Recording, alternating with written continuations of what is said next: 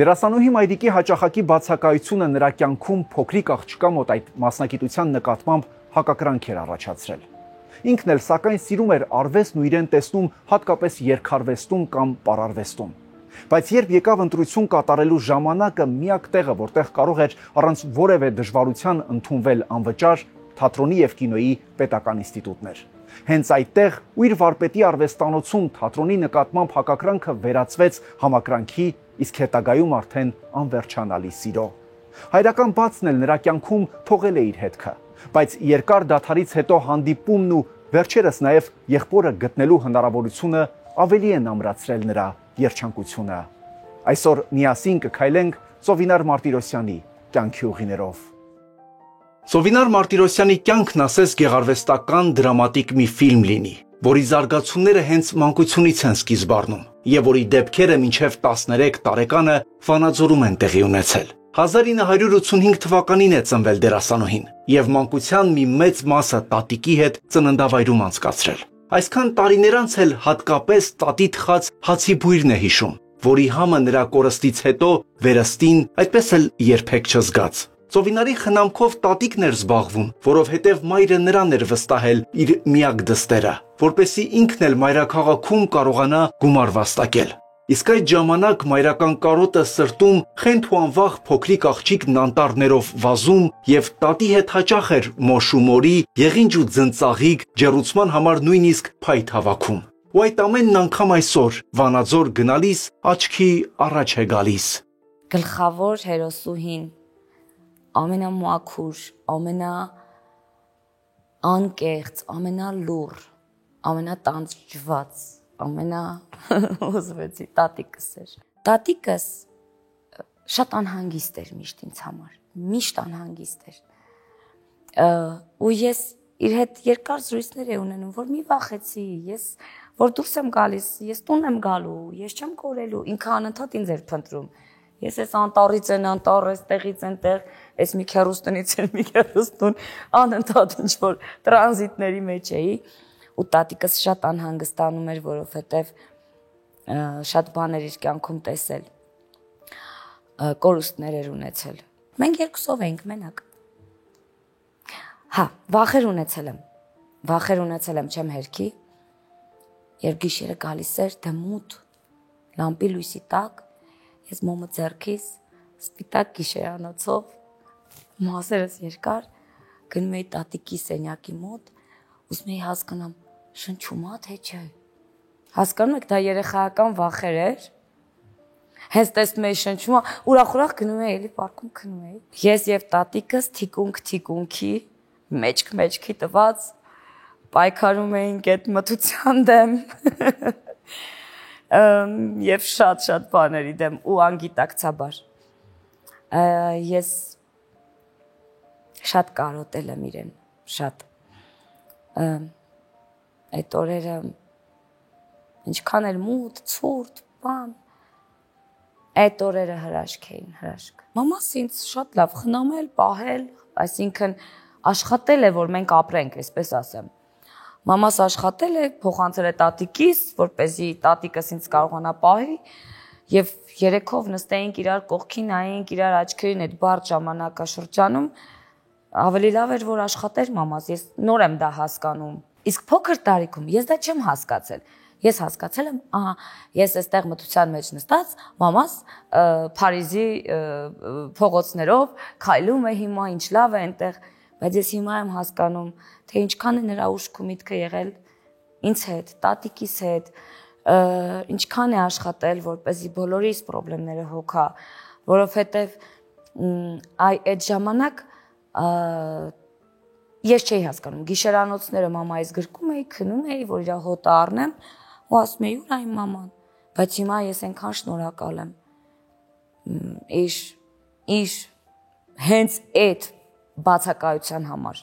Նախ ինքը ինձ մեծացրել է շատ ինքնուրույն աղջիկ։ Ես ոչ մեկից կախում չունեմ։ Եվ շատ ինքնուրույն ես, նպատակասլաց ես, դու ինքդ քո գլխի տերն ես,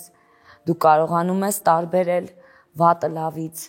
Դա շատ կարևոր բան է։ Երկար տարիներ ես դա հիշում էի ու երբ չէի ներում այդ իր բացակայությունը։ Բայց հետո հասկացա, երբ որ հասունացա, հասկացա ինչի համար իմ մաման կողքից չի եղել այդ պահին, ես տատիկիս հետ եմ եղել, բայց չէ որ մամաս վստահել է մի այնպիսի մարդու, դա ես հիմա եմ հասկանում, բայց այն ժամանակ կարոտում էի շատ։ Որ այդ կարոտը մի քիչ փարատվի ու տատիկի հոգսերն էլ մի քիչ թոթափվեն, Ծովինարի մայրը որոշում է դստերն էլ Երևան տեղափոխել։ Բայց որքան էլ մեծ էր կարոտն ու մայրիկի հետ ավելի շատ ժամանակ անցկացնելու ցանկությունը, նույնքան էլ ծանր էր հարազատ Վանաձորն ու անտառները թողնելն ու մանկության այդ հեքիաթային միջավայրից կտրվելը։ Չէր ցանկանում, բայց հակառակն անել չէր կարող։ Նոր դպրոց, նոր միջավայր ու ընդամենը վարձակալած մի փոքրիկ բնակարան։ Մայրաքաղաքում հայտնվելու հենց առաջին օրն էլ դեռահաս Ծովինարը հասկացավ, որ դա էլ պետք է հաղթահարի։ Ես հիշում եմ նույնիսկ այդ ավտոբուսը, որով ես եկել եմ Երևան։ Դա կարմիր Իկարուս էր, ու ես վերջում էի նստած ու վերջին հենց այդ ավտոբուսի այդ պատուհանից հրաժեշտ տվեցի Վանաձորին, որովհետև ես գիտեի, որ ես այլևս այնտեղ չեմ ապրելու։ Այո, չգիտեմ ինչու։ Իմ մոտ այդպիսի տպավորություն էր, որ սա վերջ Վանաձորին ես հրաժեշտ եմ տալիս։ Իհարկե եկա դպրոց, սովորել եմ Վիկտոր Համբարձումյանի դպրոցում, 3-րդ մաս։ Եվ առաջին էլի շոկը, որը ինձ մոտ եղավ, դա իմ բարբառային խոսքն էր, որի վրա ծիծաղում էին իմ դասընկերները։ Ընդամենը մի անգամ ասեցի, պատմեմ, կարելի է տետրս վեր ունեմ, ու ամբողջ դասարանը հռհռաց, բարձր, ես գնացի, վերցրեցի տետրս եւ այլն, ու այդտեղից ինձ մոտ եկավ մյուս նպատակը, խոսքս պիտի ուղղեմ, պիտի շտկեմ, եւ ոչ միայն խոսակցական կամ առօրյա, այլ ընդհանուր առմամբ խոսքը պիտի ուսումնասիրեմ եւ ոչ Երևանի ժարգոնով, ինչպես խոսում էին իմ դասընկերները, այլ հենց մեր մայրենի լեզվով եւ սկսեցի աշխատել խոսքիս վրա։ Չէի ուզում շփվել ոչ մեկի հետ, ոչ մեկի, որովհետեւ հենց առաջին իսկ պահից ես ինձ ուրիշ մարդ զգացի, ուրիշ տեղից եկած, ու ես լրիվ միամիտ բարի ժպտերես ու հասկացա ինչ է կատարվում։ Ընդհանուր առմամբ ես հիմա չեմ նեղացնում իմ դասընկերներին, նրանք բոլորն էլ շատ լավ մարդիկ են, բայց այդ պահից սկսած ինձ մոտ նպատակ եղավ, որ դուք դեռ իմ մասին կլսեք։ Այդքան գլոբալ խնդիրներ, բան չէ, ես առողջ լավ երեխա եմ եղել, ու այդ խնդիրները ինձ համար էր, որ իմ մամաս շատ չտանջվի, մի բան էլ ես անեմ, հա, ու երբ որ եկանք Երևան, ես հասկացա, որ առաջին բանը, որ պետք անեմ, դա հրապարակում ձյունանուշիկ կանգնելն էր նոր տարվա օրերին։ Եվ նաև աշխատել։ Հնարավորինս ինչը հնարավոր է ձեռքդ գցես, որ մի փոքր օգնես մամային։ Էդ էր իմ խնդիրը։ Իմ խնդիրը իմ մամայի երջանիկ լինելն էր, իմ տատիկի առողջ լինելն էր, որը ես փոքր ժամանակից հասկանում էի։ Դե մեր տուն դերասաններ շատ էին գալիս գնում, եւ մի դերասանի հետ որոշեցինք, որ ինքը ձմեռ պապիկ էր հրապարակում։ Ես էլ ասի կարող եմ ձյունանուշիկ։ Ասեց արի։ Այդպես գնացի, աշխատեցի։ Դրանք կոպեկներ էին, բայց նկատի ունեմ այդ ձգտումը կար աշխատելու։ Էդ էր, փորձում էի օգնել մամայիս, ես այդպես էի կարծում, որ ես օգնում եմ ինչ-որ կոպեկներով։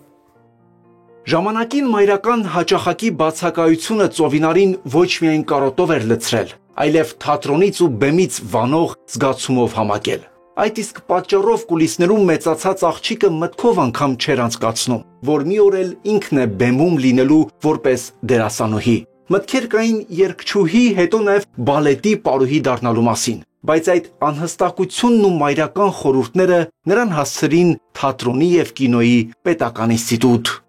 Չէի սիրում, որովհետև իմ մաման անընդհատ այդտեղ էր, ու ես մտածում էի, լավ սա ինչա տուն չեն գալիս այս մարդիկ։ Չեն ուզում տուն գան, փորձեն 1000 անգամ նույն բանը, հայ ես գնում էի թատրոն, ինձ մեր պարոն Աղայանցը, ով դաս էր տալիս մեր արդեն թատերական ինստիտուտում, ինձ ասում էր դու բեմի 5-ելերից ես, քո օրորոցը կուլիսներում էր դրված, այո, իմ օրորոցը կուլիսներում էր դրված, եւ ես տեսնում էի դա նույն բանը 1000 անգամ, ասում եմ լավ չեն հոգնում այս մարդիկ, ինչ-որ հետաքրքիր են, բայց հետո, երբ որ հասկացա, որ սա գնում էի ներկայացում նայում էի, ասում էի, ես են 1000 անգամ արած տեսարանը լրիվ ուրիշ բան էր, այսքան լրիվ ուրիշ աշխարհ։ Այդ դրանից էր ավելի շատ հակակրանք դեպի թատրոնը, որ ես մամայից չեմ տեսնում, մամայից ավելի շատ տեսնում էր հանդիսատեսը եւ թատրոնի գոլեգաները, քան ես։ Ես սովորել էի Երևանին եւ արդեն իսկ կյանքումս ինչ որ բաներ տեղի էին ունենում։ Անձնական դաշտում դե 16 տարեկան աղջիկ արդեն Երևանում մենակ եւ չէի կողմնորոշվում։ Դա իմ ամենաչկողմնորոշված տարիքն է եղել, այսպես ասեմ։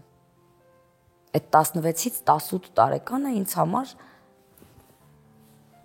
այդ ցայտնոտային տարիք էր։ Եվ մի օր մամաս անընդհատ հարցնում էր, հա, ինչ որոշեցիր։ Ասեցի մամ, չգիտեմ, իսկապես չգիտեմ, ես չգիտեմ, ես ոչ մի բան չգիտեմ։ Ասեց, արի թատերական ինստիտուտ։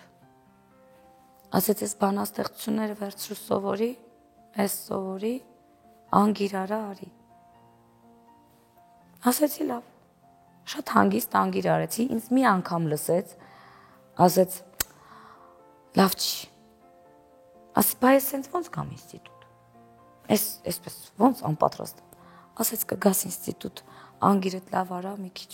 բան։ Ասեցի եղավ։ Ու գնացի Ռազմիկ Դավոյանն էր այն ժամանակ նախագահը, հենց մտա ասեց, «Էս ինչ թագուհի եկավ»։ Արդեն դա ինձ համար տրամպլին էր, որ այսպես ասեցին, հանիր կաբլուկները, ես այն ժամանակ էլ այդպես կապլուկներով գնացել էի, միշտ հիթից եմ եղել ինչ խոսք։ Ասեցի, չէ, եթե հանեմ, դուք ինձ չեք կընտրի, ասեցի, ինչու, ասեցի, որովհետև ես հասակով չեմ։ Ասեց, լավ, ինչ ես պատրաստել եւ այլն, ու այդպես է անգիր արած բաները ասեցի, Վահե Շավերդյանը, ով ինձ մանկուց գիտեր, ծնված օրից գիտեր, ու նա ինքն էր փաստորեն իմ մայրիկին ասել թող գա, ծովինարը թող գա, որովհետև ես անընդհատ վազվզում էի բեմում, անընդհատ իր աչքի առաջ նստում էի իր ծնկներին իմ վարպետի, ու ես երբեք չէի պատկերացնի, որ այդքան կապված կլինեմ իր հետ հետո։ Ինձ հարազատի պես, ու ինքը ինձ ընդունեց իր արվեստանոց, ու այդտեղից սկսվեց։ Սկսվեց մի ճանապարհ, որը ծովինարին կարճ ժամանակում պիտի նաև մայր թատրոն հասցներ, որտեղ հայտնվելը սակայն շատ պատահական է ստացվում։ Սունդուկյանի անվան թատրոնում բեմադրվող մի ներկայացման համար դերասանուհի որոնելու փորձերը ռեժիսորին թատերական ինստիտուտ են տանում։ Ընտրվում է ծովինարը, եւ նրա առջև բացվում են թատրոնի դռները։ Եվ բեմում լինելու այդ զգացողությունն էլ ժամանակին ունեցած հակակրանքը վերացնում է իսպառ։ Դերասանուհին Սունդուկյանի անվան թատրոնում է արդեն ավելի քան 20 տարի։ Ես իմացա, որ Սուրենը Շավերդյան պատրաստվում է բեմադրել Բուրատինոյի արկածները նոր տարվա ներկայացում եւ պիտի գար մեր կուրս ու ընտրեր Մալվինը։ Ես իհարկե, երբ Սուրենը մտավ, աչքերս ճպճպացնելով նայում էի իրեն, իբր Սուրեն հայացքն է ուզում ու ինքը ինձ ասեց դու կգաս Մալվինա։ Մի անգամից։ Ես շատ ուրախ, շատ զվարթ, նույնիսկ չէի հասկանում ուր եմ գնում։ Ու այնքան հաճելի փորձերով, այնքան հավես, ծիծաղկոտ, դե հեքիաթ ենք բեմադրում։ Ես այնտեղ ծանոթացա շատ լավ մարդկանց հետ, Կարեն Ջանգիրովը այն ժամանակ, Պապա Կարլոն էր, Հասմիկ Ալեքսանյան, դե մեծ դերասաններ կային։ Ու ես հիշում եմ, ես երեխա, ես դեռ 16 չկայի, գիտեք, չէ՞ որ ընդունվել եմ ինստիտուտ։ Որտեւ այն ժամանակ 5 տարեկանում ընդունվել եմ դպրոց, 15-ում ավարտել եմ դպրոցը, 10 տարի էր։ Եվ 15-ում ընդունվել եմ ինստիտուտ։ Նոր հունվարին իմ 16-ը լրացավ։ Այսինքն ես դա եղել եմ 15-16 տարեկան երեխա, որ մտա Սունդուկյան թատրոն։ Ու ես այնքան կյանքում չեմ մոռանում։ Մի անգամ ուսապար կուրսերից գցած արագ դասից գնում եմ փորձի ու պարոն Շավերդյանը ինձ այսպես ուսապարկից բռնած հետ բերեց, ասեց այսպես թատրոն չեն մտնում աղջիկ։ Ես նայեցի, ուզում էի հասկանամ ինչպես, որովհետև ես չգիտեի։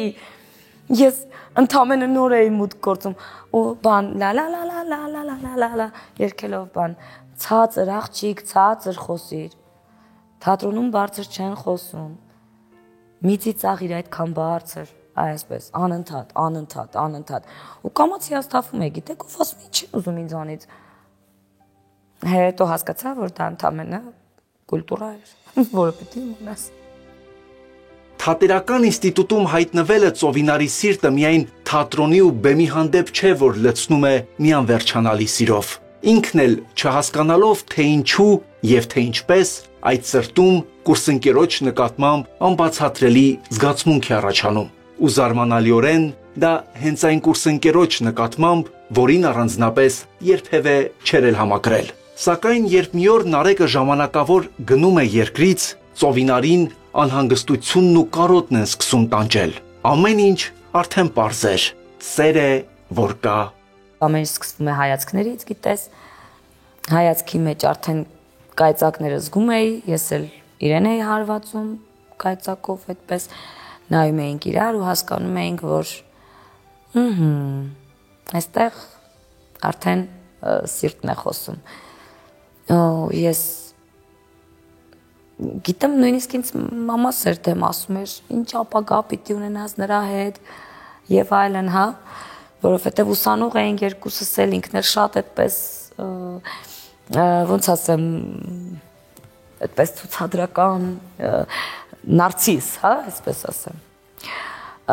Բայց չէ, ասեցի ուզում եմ իրեն եւ վերջ ես պիտի ամուսնանամ այս տղայի հետ, որտեվ առաջին անգամ երբ մտանք իրենց տուն, ես հասկացա, որ ես այս տան հարսը պիտի լինեմ, անպայման։ Ես ուսանողական տարիներին ընդհանրապես պես ինձ ասում են, չէ, կնամոլեր ես։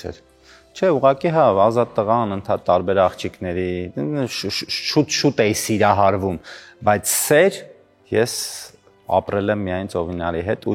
երբ որ ես հասկացա, ես նկատում եմ միայն իրան եւ ոչ մեկ էլ աչքից չի գալիս, ես հասկացա, որ դա է սերը ու այդ ինքը արեց։ Մեզ խանգարող հանգամանք կար։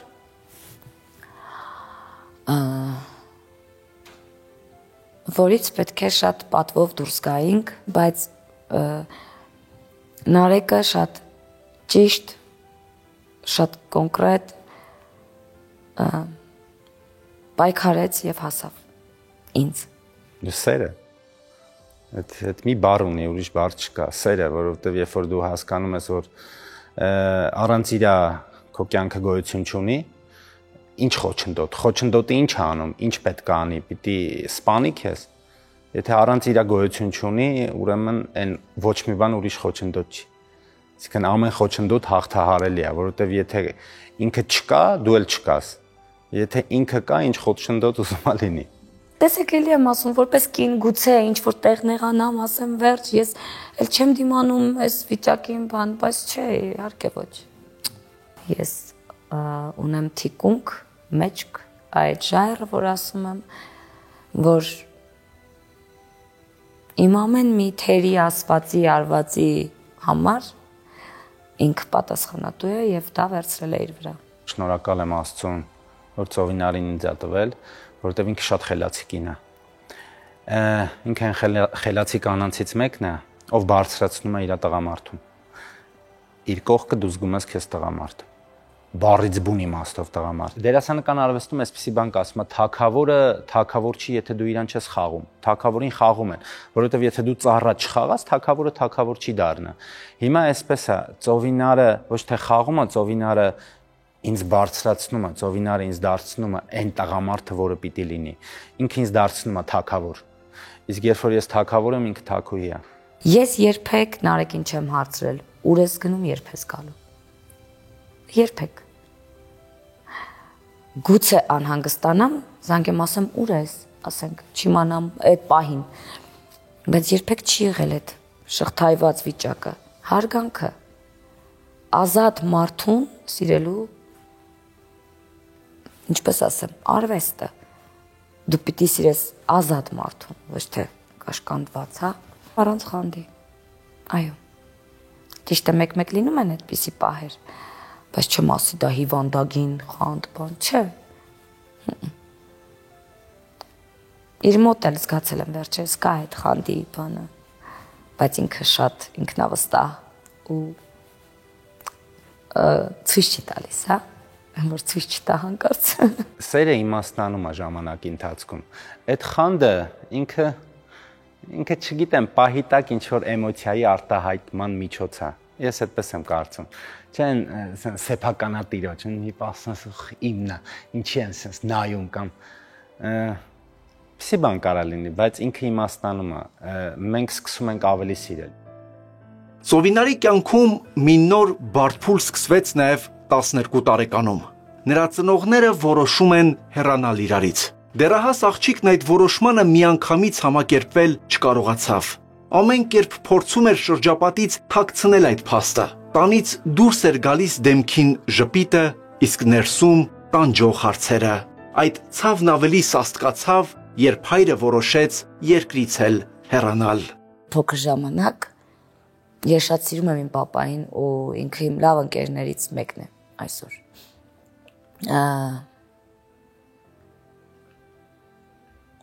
Այդ ժամանակ ոնց որ այ հիմա կամ այն հորդառատ անձրևի տակ անձրևա թափվում գլխիդ ու վերջ։ Ու դու հասկանում ես նույնիսկ փոքր ժամանակ, որ այո ճիշտ է բաժանությունը, որովհետև գիտեք չի կարելի տանջել իրար։ Չի կարելի տանջել։ Ես ավելի շատ կտանջվեի, եթե իրենք միասին լինեին, գուցե։ Այո, որովհետև իրենք իրար չէին հասկանում։ Տարբեր մարդիկ էին։ Խարակտերներով, ամեն ինչով տարբեր են։ Մամաս շատ լուռ, լռություն սիրող, պապաս աղմկոտ, աղմուկ սիրող։ Եվ ես կարծես նրանց մեջտեղում երկուսին էլ հասկացել եմ։ Այո։ Չէի ուզի իհարկե այդպես լիներ։ Ես չէի ուզի։ Իհարկե դու հասկանում ես, որ ծնողների բաժանությունը դա աշխարհի ամենավատ բաներից մեկն է, բայց իհարկե որը կարելի է հաղթահարել։ Ես չէի ուզում, որ իմ տանը վեճեր լինեն, հա։ Ես չէի ուզի, որ իմ տանը բաժանություն լիներ։ Իհարկե ազդեցություն թողնում էին։ Եվ ես այն ժամանակ նորից ինձ խոստացա, որ իմ ընտանիքում երբեք այսպիսի վեճեր չեն լինելու։ Այն ժամանակ բաժանությունը շատ ամոթ էր։ Իրա մաման ու պապան բաժանված են, հա։ Դու երեխա ու մտածում ես թաքցնես, չասես ոչ մեկին, հա։ Շատ հաճախ ասում էի պապաս այստեղ չի, երկրում չի, չգիտեմ ինչ էր։ Հա, խփել եմ, ասել եմ։ Գիտեք ինչու, որովհետև իրանք իրար շատ էին սիրում մամաս ու պապաս, եթե անկեղծ։ Մեկ գնում էր պապաս, մեկ գալիս էր, մեկ կար, մեկ չկար, մեկ ներում էր մամաս, մեկ չէր ներում։ Այսինքն ես անընդհատ այդ խառը իրավիճակների մեջ էի լինում։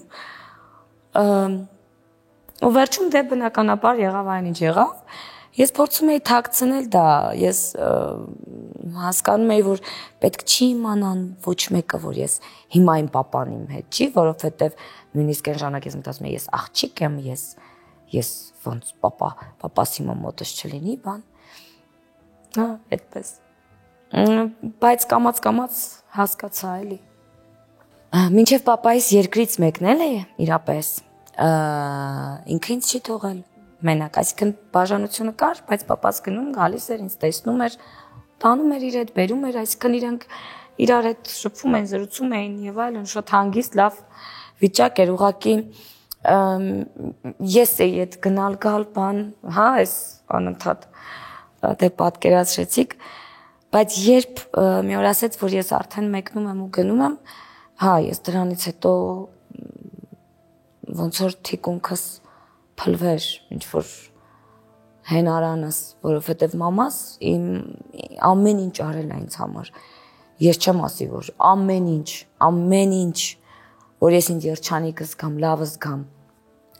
մասնագիտությունից դուրս,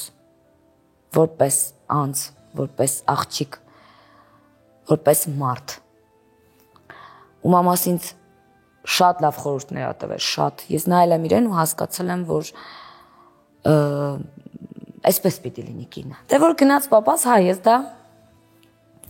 արդեն հասկացա, որ վերջ, դու մենակ ես այս մեծ քաղաքում ու ինքդ քո գլխի տերն ես, վերջ։ Ու ոնց որ Վանաձորում ես ու տատիկս էինք, այստեղ Երևանում դարձանք ես ու մամաս։ Հետո ներեցի։ Այդ ժամանակ չէ։ Որովհետև ես կարծում եի, որ ինձ թողնելը այդպես պետք չէր։ Այդ մտքերը մի կողմից, իսկ հոր կարոտը մյուս հանգիստ չէին տալիս Սովինարին։ Եվ ի վերջո, երբ նա արդեն երկրորդ կուրսի ուսանող էր, որոշում է գնալ եւ տեսնել հորը։ Այդ հանդիպումից հետո նրանց շփումը շարունակվում է հեռախոսով։ Եվ միայն 2024 թվականին, 16 տարվա դադարից հետո, Ծովինարն ու հայրը հանդիպում են դարձյալ։ Դերասանուհին հյուրախաղերով մեկնում է Ռուսաստան եւ այդ կերպ ավելի մոտենում Սամարայում գտնվող հորը։ Առիթից օգտվելն ու նրան չտեսնելը աններելի կլիներ։ Այդ ամենը թվում էր, թե երազ է, որից ուրվոր է կարթնանա ու նորից հեռախոսով միայն հոր ձայնը կլսի։ Ինձ ասեց, եթե հասցնեմ, կգամ քեզ կտեսնեմ։ Այդ եթե հասցնեմը ինձ բան եղավ, նեղվեցի, ոնց եթե հասցնեմ։ Ու փաստորեն կատակ էր արել, ու զանգեց ասեց, ես արդեն հասնում եմ։ Ու ես այսպես հիշում եմ ուղղակի, որ հյուրանոցում հենց ասեց ներքևումը միջի, ոնց ասեմ, ոնց են նոր սիրահարվում, ոնց են, ինչին ես շատ սպասում, սիրտը թփթփում ու ադրենալինը բարձրանում է այդ։ Ես ուզում եմ իրեն տեսնեմ կարևորը առողջ։ Ուզում եմ տեսնեմ այնպեսին, ինչպեսին, որ ես իրեն տեսնեմ տարիներ առաջ։ Այդպես էնտուզիազմով, շատ կյանքի տղա է, շատ։ Ու տեսա։ Անբացատրելի կարոտ էր։ Այո։ Մենք համարյա չենք զրուցել, հավատում ես։ Մենք քայլում էինք, մենք գրկած իրար վայելում էինք ու ասում էր ինչ ես ուզում, ասում էի, չգիտեմ, պաղպաղակ։ Ասում էր ինչ գնեմ քեզ համար, ասում էի պայուսակ։ Չգիտեինք ինչից սկսենք։ Այնքան քիչ էր ժամանակը, ես ունեի ընդամենը 3 օր իրեն տեսնելու համար, 3 օրվա մեջ փորձեր, ներկայացումներ, դե պատկերացրեք անընդհատ չես դու եղել իր հետ, ժամեր, վայրկյաններ, րոպեներ, հա, փոխվել, գնալ, գալ, վազել, փորձի հետ գալ, բան, տեսնել պապային էլի բան, այսպես։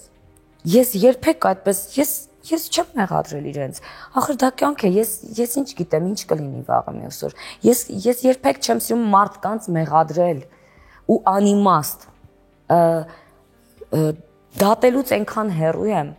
որովհետև ես վախենում եմ։ Ես չեմ ուզում ոչ մեղադրել, ոչ դատել։ Հիմա կյանք է, պատահեց, այդպես ստացվեց։ Ստացվեց նաև այնպես, որ հայրիկին հանդիպելուց հետո Ծովինարին մի նոր շոկային բացահայտում էր սպասվում։ Սանկտ Պետերբուրգից Ծովինարը նոր էր վերադարձել եւ հանկարծ առաջին հայացքից իր համար մի տարօրինակ հաղորդագրություն է ստանում։ Պարզվում է, որ հայրը ժամանակին որդի է ունեցել, որի մասին Ծովինարը երբեք չի իմացել։ Այդ նամակը հենց նրանից էր։ Ռեփերենոմենալի համերգներին ներկա եղել, բայց մտքով էլ չի անցել, որ բեմում իր եղբայրն է։ Նամակի մեջ գրված էր, որ գիտես, ես քո եղբայրն եմ, ճիշտ է, ծիծաղելի չհնչի, բայց մենք քույր եւ եղբայր ենք։ Մի քանի օր ուշադրություն չդարձրի, ճիշտն ասած, որովհետև մտա նկարները նայեցի, ասեց ես անադեկվատ մարդն ով է։ Այս տղան ով է անադեկվատ։ Նկարները տեսա, փակեցի մի անգամից, Հասկացա, որ ինչ-որ ռեպի հետ կապ ունի, ասի լավ, օքեյ, չխորանամ, բայց անընդհատ ղեկին, որ պահի տակ սենց մտածում ես, ասում ես, ոնց, ու չդիմացա մի անգամից այդ նամակը ուղարկեցի իմ ամուսնուն, Նարեկին, ասեցի Նարեկ, ես նորմալ է, գրեց հա, նորմալ է, գրեցի ոնց, ասեց հա կրականման մարդ, ուրեմն մենք չգտանք, ինքը քեզ գտավ, ես ուղակի կանգնեցրեցի մեքենան, ասում եմ ոնց, ասում պատմի, փաստորեն իմ պապան Նարեկին ասել էր այդ մասին, որ գիտես, Ծովինար ունի եղբայր, ում ես չեմ գտնում, գտիչ խնդրում եմ նրան, բայց ոչ մի տվյալ չուներ Նարեկը, փորձել է իդեպ, փնտրել է, չի գտել, որովհետև Էրնեստ անունի փոխարեն ասվել էր Էդմոն անունը, ու ես այսպես ասում եմ, դու հիմա ինձ ձեռս առնում Նարեկ, սա ինչ է, ասեց 5 րոպեից քեզ կզանգեմ, ասեցի լավ, 5 րոպեից զանգեց, ասեց ախպերը տա, ու ոնց, ու հետո ես իրեն նամակ գրեցի, որ ես չգիտեմ ինչ են անում այս դեպքերում, բայց հանդիպումը պարտադիր է, ու հանդիպեցի, տեսա, որ իմ նման այո անադեկվատ մարդ, իմ նման մտածողությամբ, իմ խառնվածքով և առաջին բանը, որ նկատել եմ, դա իր մատերն էր, որը նման էր հորս մատերին։ Ես դա երբեք չեմ ասել, բայց մի անգամից տեսա։ Ու ես զգացի, որ ինքն է վերջ։ Հա, իմ արյունն է իր մեջ հոսում։ Նույն արյունն ունենք մենք։ Ու որպեսզի շատ հարցերի ու պատասխանների ետևից չընկնենք, մենք արեցինք ԴՆԹ տեստ։ Այո, դա տևեց ամիսներ, բայց արեցինք։ Եվ պատասխանը եկավ 100%-անոց։ Եղբայր ու քույրն։ Ու նաև շնորհակալ եմ իմ Էնոյի համար, իմ եղբոր համար, ով այսօր կողքիս է, ու շատ շուտով մենք կունենանք մի լավ նորություն միասին։ Ինքը երգի ասպարեզում է, ես երկուսս էլ արվեստի ասպարեզում ենք, ու այն իմ վաղեմի երազանքը, որ ես չեմ երգել, գուցե դառնա իրականություն։ Հիմա իր համար մեկ ուրիշ իրականություն է, որտեղ արդեն ոչ միայն ամուսինն է, զավակները, մայրն ու հայրը, այլև եղբայրը։ Եվ ինչու այդ զարգացումներն իր կյանքում հենց այս փուլում տեղի ունեցան։ Հարցն իրեն հաճախ տալիս ու նույն պատասխանն է ստանում։ Գուցե հենց նրա համար, որ մենակ հաղթահարեր իրեն տրված փորձությունները եւ ուժեղանար դրանից։ Հիմա Ծովինարի մտքում հասակ առած ծնողներն են նրանց հնարավորինս ավելի շատ մոտ լինելու եւ նրանց ներկայությունը վայելելու ձգտումը։ Այսպես ասեմ, մամաս իմ համար մի ամրոց է, մի ժայռ, ում վրա կարելի է հենվել։ Մենք չունենք երկուսս էլ ուսի բաները, բալես մամայից կյանքս բան, նման բաներ մեզ մոտ չկա։ Մենք ռեալ մարդիկ ենք, շատ ենք սիրում իրար, ես գիտեմ, որ ինքն էլ ինձ անհանգստանում է շատ ինձ համար, այս վերջին շրջանում չգիտեմ ինչու ավելի շատ է սկսել անհանգստանալ, ես իր համար ինքը իմ։ Ու այսպես շատ, չգիտեմ ոնց ասեմ, իմ թուլությունն է, մամաս ինձ համար մի ամբողջ տիեզերք է, ում համար աշխարհը շուռ կտամ։ Իմ թուլությունն է, իմ միակը, իմ միակն ու միակը։ Ես շատ, այսպես ասեմ, ինչքան էլ որ զգացմունքային եմ, իմ զգացմունքների հաշվով վերաբերյալ ես շատ հաշվի նկատեմ։ Շատ հաճախ այո, մենակ քեզ զգում ես, բայց իմ տան աղմուկը, գիտեք շատ դեպքերում, ասեմ հիմա ինչ եմ անում, շատ դեպքերում, երբ տնից դուրս եմ գալիս, այդ աղմուկից եւ այլն, այդ տեսեք վերադառնում էլի հին Ծովիկին։ Ես երազում էի այդպիսի տան մեջ ապրել, աղմկոտ, երեխաների ճիչեր, իմ տղաների ընկերներն են գալիս, մեր ընկերներն են գալիս, անընդհատ նույնիսկ ես տանը չեմ, բայց իմ ընկերների համար իմ դուռը միշտ բաց է, գալիս են, գնում են եւ այլն։ Ասում եմ, այստեղ էս կա կսարքեք, այնտեղ են բանը, սենց ամեն ինչ նորմալ եմ, պայուսակները վերցնում եմ, ես գնացի հաջողություն եւ այլն։ Դուրս եմ գալի ու կարծես սրտխփոցին ման Պտտվում եմ էլի այդ կարմիր էտի կարուսի պատուհանից, որ նայում եմ, ասում եմ, գուցե ճիշտ էր, գուցե ճիշտ էր։